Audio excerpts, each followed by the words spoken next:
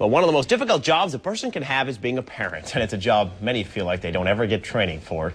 But there are resources out there to help you be the best parent you can be. Joining us this morning is licensed social worker and president and CEO of Daniel Memorial, Jim Clark, with some advice and resources. Thanks so much for joining us. It's always I guess a pleasure. first I should say happy birthday, Daniel, right? Well, thank 125. you. 125 this year. We're celebrating our birthday on May 30th. It'll be downtown, so it's being around for 125 years is a big deal. And throughout that time, you've been giving parents advice on the best way to raise their kids. Many years, yes. What can they do? Is it more of a trying time than ever, I guess, with the stuff on television, you know, kids going to school? Indeed, kids have choices today that they didn't have yesterday. And anytime you have more choices, it does create different types of issues. But there are some basics that parents who have children at any age, be it a single parent or a dual parent, things that they can do. You know, I tell people first, the most important thing is to have a good mate. Because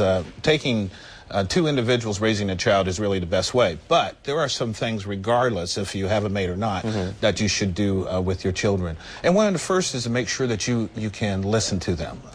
We often, as adults or parents, tend to moralize. We tend to are quick to judgment. We're quick to interrupt. And it's amazing. I've had sessions with kids and adults who have said, you know, you're so easy to talk to, and perhaps the only thing I said in that session was, tell me more. Right. And so being able to make sure that people were listening, or that you're listening to your children, is another really important factor. And I think one of the most important factors, I think, is really giving children responsibilities. You can do that at any age. We've had, as you know, at Daniel, there are many younger kids that we have, and young kids can even bake cookies and give it to the firemen. They can bake cookies and take it to the retirement center. But giving kids responsibilities through chores and through allowance is a way to start to teach them that there is other things other than themselves that are important. And you want to be in control. We were talking about that a little earlier. You want to show you're the boss. Well, not necessarily. Legally. Yeah, legally. You always do want to control. And I tell people, when you're angry, you're not in charge. And, and if you want to stay in charge, then you have to be in control. And that's one of the things that, you know, counting to 10, even telling the child, listen, I'm so angry right now that we need to talk later and I can't do it.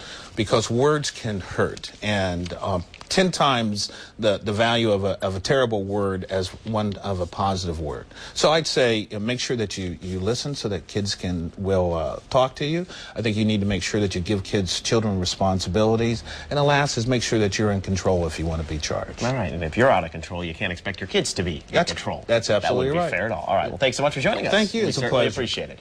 For more information and resources on helping children and families, we've posted a link to the Daniel Memorial website on our website, news4jax.com. Just click on the Scene on 4 tab and look under Weekend Headlines.